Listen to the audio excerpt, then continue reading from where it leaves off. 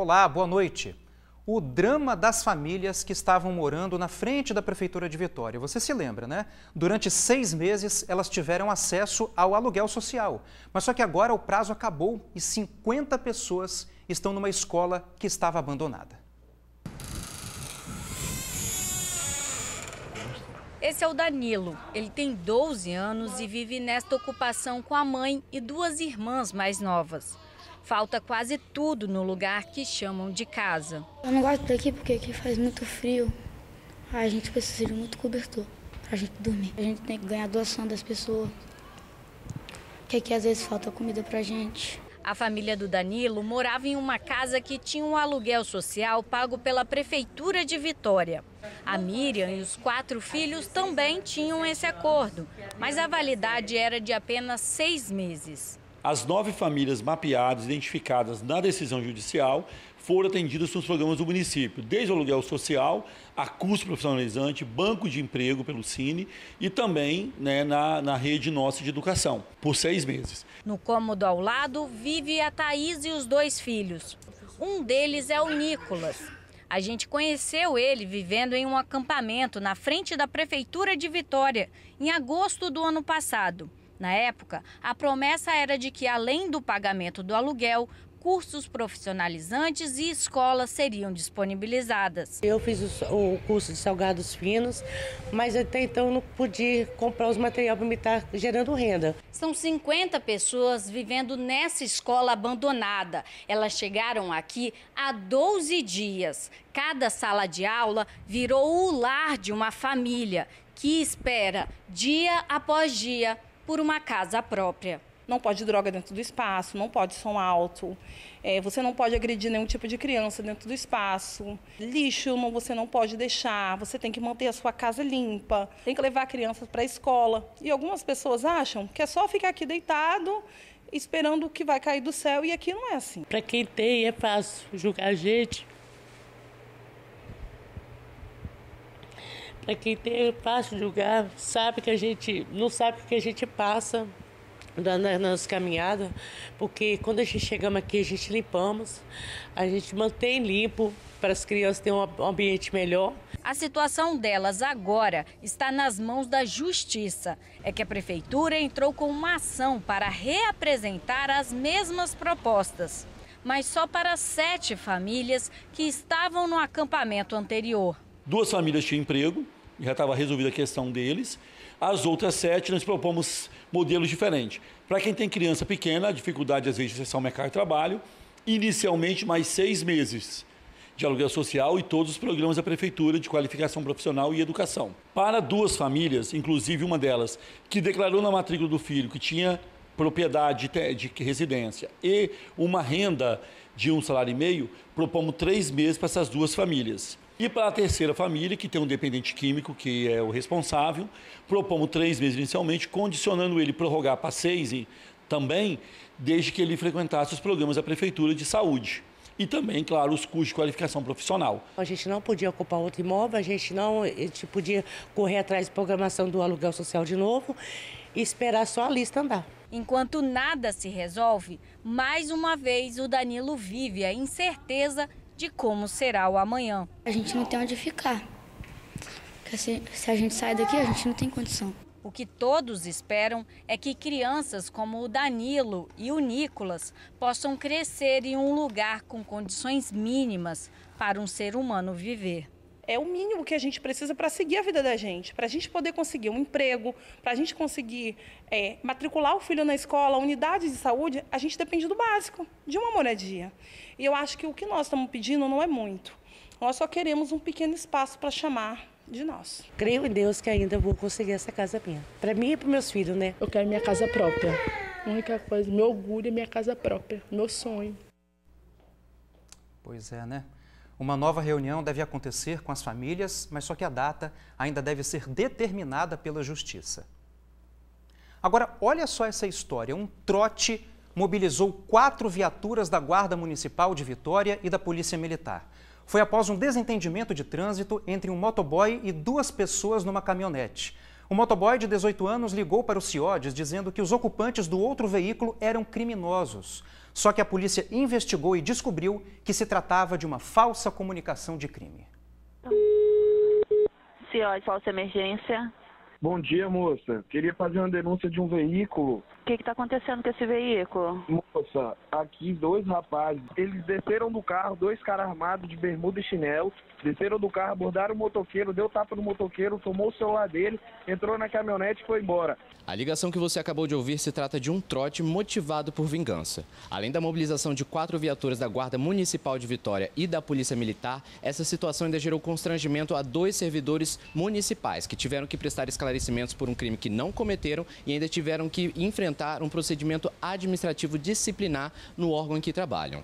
A Polícia Civil tomou conhecimento do fato a partir do momento no qual as vítimas desse crime procuraram a delegacia, reportando os fatos ocorridos, informando que essas vítimas narraram que vinham sendo investigadas pela própria corregedoria do órgão no qual trabalham e que haviam sido alvo de uma ação injusta e criminosa. Tudo começou com um desentendimento de trânsito na segunda ponte, sentido Vitória. Havia 2 pessoas numa caminhonete e um homem numa moto, que ficou nervoso após levar uma fechada. Na descida da ponte, houve uma pequena interação no trânsito entre vítimas e autor do fato, ou seja, o infrator. E nessa interação, que não chegou a implicar em uma colisão, o infrator chegou a buzinar e a dirigir palavras de baixo calão às vítimas, acreditando-se fechado no trânsito pelas vítimas. Ele entendeu que as vítimas haviam ocupado o corredor no qual ele, motociclista, entendia ter o direito exclusivo de trafegar. Depois do incidente, o motociclista anotou a placa da caminhonete e, ao chegar do trabalho, fez a denúncia falsa. Ele informou ao CIODES 190 que 2 homens armados com pistolas haviam agredido um motociclista e roubado o celular desse motociclista. Ele informou ainda o rumo tomado pelo veículo cujos ocupantes foram falsamente acusados. A partir da falsa comunicação de crime, a polícia e a guarda montaram um cerco para prender os que estavam na caminhonete, que na verdade eram as vítimas. Foi constatado que as vítimas haviam ingressado nas imediações do aeroporto de Vitória e um cerco foi montado com 4 viaturas da Guarda Municipal de Vitória e da Polícia Militar. Esse cerco, ao final, implicou na abordagem das vítimas e que foram, então, constrangidas de forma legal, mas ainda assim constrangedora, e interpeladas por esses policiais militares e guardas municipais. Depois de algum tempo de conversa, os policiais e guardas municipais responsáveis pela abordagem passaram a desconfiar da falsidade da acusação e acionaram seus superiores. E esses superiores, por sua vez, determinaram que que o criminoso que havia demandado, que havia acionado injustamente o 190, fosse contatado. O responsável por todo esse inconveniente, um rapaz de 18 anos que trabalha como auxiliar em um escritório de advocacia. Agora, ele terá de enfrentar as consequências por um crime com motivo completamente fútil. Oficiais da Polícia Militar concluíram que essa denúncia não parecia procedente, que não havia nenhum indício que fortalecesse a suspeita levantada por esse denunciante e decidiram liberar no local os servidores públicos que foram vítimas dessa infração penal. Bom, o rapaz de 18 anos foi indiciado por denunciação caluniosa. O caso vai ser analisado pelo Ministério Público.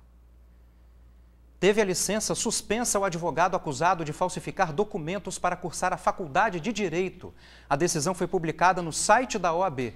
Segundo a Polícia Civil, Arthur Borges Sampaio, de 27 anos, usou um certificado falso de conclusão do ensino médio para entrar na Faculdade de Direito. As investigações apontam que ele não terminou o ensino fundamental depois de reprovar na 6ª série. Mas, em depoimento, Arthur afirmou que não se lembrava dos nomes dos professores nem dos colegas de turma. Apesar disso, conseguiu concluir a graduação e ainda foi aprovado no exame da OAB. Olha que coisa, né? O advogado foi indiciado por uso de documento falso e o inquérito foi levado para o Ministério Público. 5 anos aplicando golpes. O dono de uma agência de turismo em Colatina, uma empresa, vendia passagens e pacotes turísticos, mas depois deixava os clientes no prejuízo. Depois de várias denúncias e muitos anos fazendo vítimas, a Delegacia de Crimes Cibernéticos prendeu um estelionatário de 26 anos que agia em Colatina. O golpe dele era a venda de pacote de turismo pela internet. De acordo com o delegado Breno Andrade, as investigações começaram em outubro de 2022, assim que foi prestada uma queixa contra a agência. O cliente era aqui de Vitória, comprou 3 pacotes e não recebeu nenhum. O delegado fez então uma pesquisa em nome da empresa e descobriu que contra ela já tinham outros 13 boletins de ocorrência registrados. Assim que foi preso, o dono da agência, esse suspeito de estelionato, justificou, dizendo que tudo aconteceu porque ele ficou embolado com as finanças durante a pandemia. Que ele não conseguiu arcar com esses pacotes, que as pessoas inclusive começaram a cobrar danos morais dele, ele não tinha condição de arcar com isso. A agência de turismo fazia propaganda nas redes sociais. Eram quase 20 mil seguidores nessa aqui. Os boletins datam de 2019 e em 6 anos o prejuízo levantado apenas nesse período da investigação chega a 30 mil reais. Aconteceram 13 fatos semelhantes apenas no estado do Espírito Santo, ou seja, demonstra que em nenhum momento ele tinha a intenção de regularizar esses valores aí perdidos com as vítimas. Mais uma vez, o delegado orienta para detalhes que podem evitar que o consumidor caia em golpes como esse. Você vê, inclusive, que, por exemplo, um pacote que essa vítima de Vitória contratou, aproximadamente 5 mil reais, 3 pacotes de viagem. É um valor, no meu entendimento, abaixo do preço do mercado, entendeu? Então as pessoas têm que ter essa desconfiança, verificar o preço, se está compatível com o preço de mercado, verificar a idoneidade da empresa, consulte ali o CNPJ, consulte o site Reclame Aqui, procure uma empresa de confiança, uma empresa divulgada no âmbito nacional, que às vezes você vai pagar um pouco mais caro, mas vai ter certeza de que vai viajar. É isso aí. E se você foi vítima do suspeito, registre um boletim de ocorrência em qualquer delegacia, viu? Não deixe de fazer isso. A seguir, trailer furtado é encontrado depenado em Cariacica. Os detalhes no retorno do TN2. A gente volta falando do trailer furtado no bairro Rio Branco, em Cariacica. O dono usava o veículo como fonte de renda e agora está precisando de ajuda. Ainda está de dia, um homem de boné branco está abaixado ao lado de um trailer. De repente, um táxi chega. O homem se levanta e conversa com o motorista, que na sequência dá marcha ré. Os dois passam a mexer nas rodas do trailer.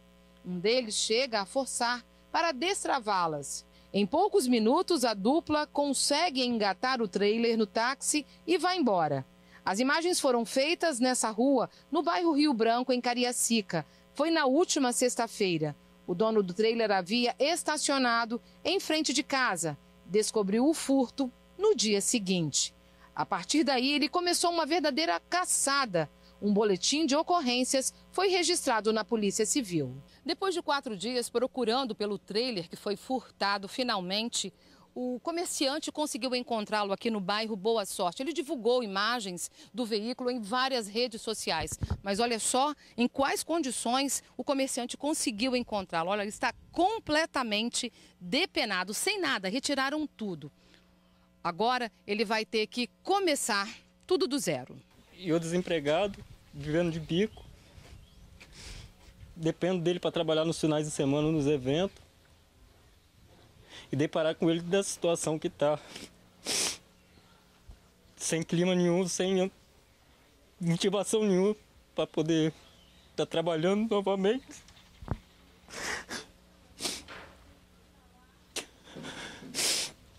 Tentar erguer a cabeça e começar tudo de novo. A carcaça só foi encontrada porque o taxista, que aparece na imagem, procurou a polícia para denunciar que foi enganado. Ontem o senhor foi chamado ao bairro Rio Branco, onde tudo aconteceu, onde tudo começou, para fazer o quê?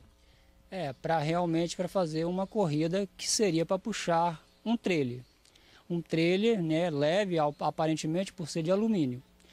E eu cobrei desse trajeto, não vi nada de anormal, um valor de R$60, para levar do bairro Rio Branco até o bairro Maracanã, em Cariacica mesmo. Só que eu nunca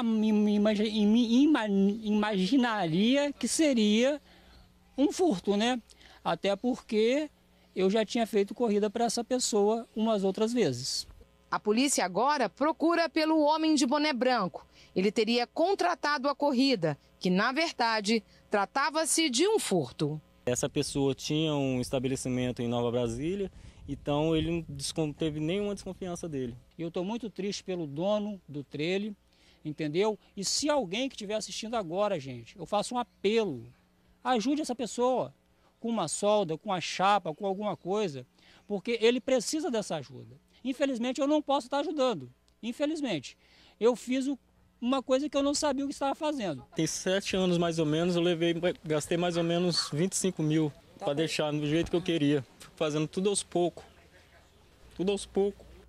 Que pena, né? E para ajudar a vítima, entre em contato com o nosso WhatsApp. Você já conhece, né? O WhatsApp do TN. Anota aí. 99792-2530. Vou repetir para você anotar direitinho. 99792-2530. O corpo de um homem morto a tiros foi encontrado numa estrada de Vila Velha. Vamos ver. O corpo foi encontrado às margens da estrada que dá acesso ao bairro de Xuri, em Vila Velha, por um homem que seguia para o trabalho. Estava a cerca de 300 metros do asfalto. Foram encontradas mais de 10 cápsulas só próximas ao corpo. E pelas perfurações nas costas, a vítima foi assassinada com disparos a queima-roupa. Não tinha identificação e aparentava ter cerca de 20 anos. Bom, o caso está sendo investigado e até agora ninguém foi preso. A seguir, confirmado o show de Roberto Carlos aqui no estado, hein? Os detalhes já, não sai daí não. Tá confirmado, hein? Vai ter show do rei Roberto Carlos aqui no estado. Vai ser em Cachoeiro de Itapemirim, no dia 19 de abril, quando o cantor comemora 82 anos. O anúncio foi feito pelo prefeito da cidade, Vitor Coelho. Na ocasião, também vai ser inaugurado o novo centro de eventos do município. Roberto Carlos já havia adiantado o desejo de comemorar o aniversário dele em Cachoeiro, cidade onde nasceu. O último show do rei aqui no estado foi em 2016, quando celebrou 75 anos de idade. Ainda não há confirmação se haverá show aqui na capital, em Vitória. Excelente noite para você. Só um recadinho, amanhã Isabela Vidal, minha amiga, estará de volta das férias. Foi um prazer estar aqui com você, viu? Obrigado pela audiência, carinho e paciência. Até mais, tchau, tchau.